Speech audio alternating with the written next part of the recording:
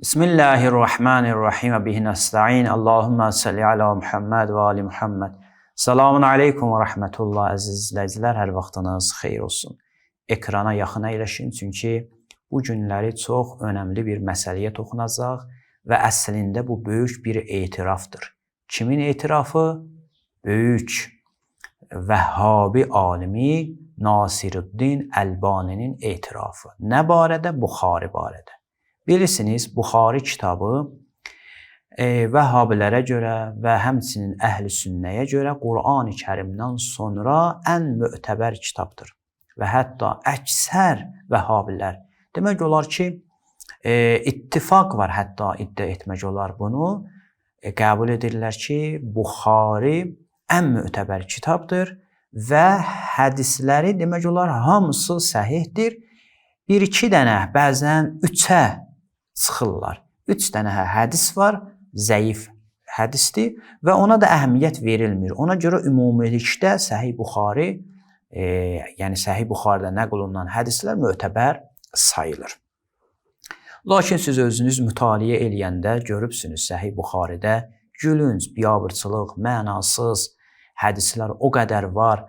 Yəni Həzrət Peyğəmbərin şə'ni barəsində və digər mövzular barəsində adam dəhşətə gəlir ki, bir dənə alim bu hədisləri qələmə alıb. Bunları qoyuruq kənara. Bir kitab var, Əlbaninin kitabıdır. Silsilətul Əhadisis Sahihə və şey'un min fiqhihə və qavaidihə və fəvaidihə. Nasiruddin Əlbani dedik bunu yazıb. 4-cü cilddə gəlir bir məsələyə toxunur. Bir hədis gətirir. Əlbəttə 6-cı cilddədir mən bu oxuduğum məsələ 1-ci hissədə. Orada gəlib bir hədis gətirir. 2540-cı hədis. Hədisin gülünc olmağı ilə ilk oxuyanda görürsənir. Deyir ki, yədxulu əhlül cənnə əl-cənnətə. Cənnət əhli cənnətə daxil olacaq. Fəyəbqa minhə mə şəallahu azze və cələ. Və orada Allahın istədiyi qədər qalacaqlar.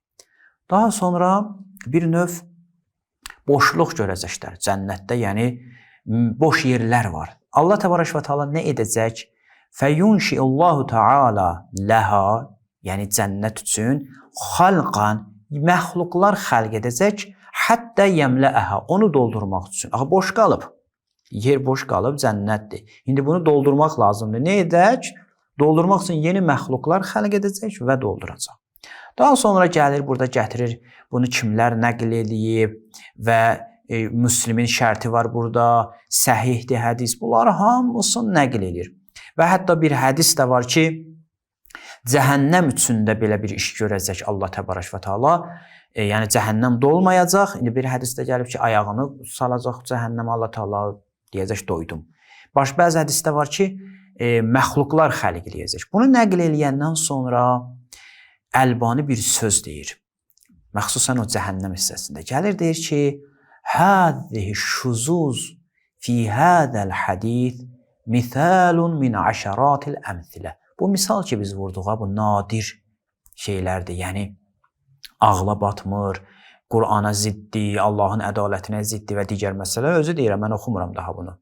Bu kimi digər onlarla misal, yəni Buxaridə tədullu alə cəhli bə'din naşiin əlləzîne yetəəssəbunə li səhihil Buxari. Deyir, bəzilərin Səhih Buxariyə təəssübkeşliyi var. Bu cür hədislər ki, onlarla belə hədis var Buxaridə, bunların cahilliyini bizə göstərir ki, bunlar nadandırlar. Bunlar sadəcə təəssübkeş insandılar. Necə? Həmçinin təkcə Səhih Buxari yox, Səhih Müslimə də. Özü də təəssübən ə'mad, kör-körana bunların təəssübkeşliyi var. Və yəqtə'unə, bunlar kimlərdir? Bunlar o kəslərdir ki, əmindirlər bi ənə kullə mə fihimə sahihun. Buxaridə, Müslimdə bütün hədislər səhihdir. Bəziləri də təbii ki, o tərəfdən gəlirlər. Deyirlər ki, çoxdur zəif hədis. Deyir, bunların ikisi də yanlış yoldur. Yəni, onlarla Buxaridə, Müslimdə bu cür gülünc hədislər var, biabırçı hədislər var. Əlbani deyir ki, bəziləri bu cür hədisləri gəlib səhih sayırlar. Doğru sayırlar. Niyə?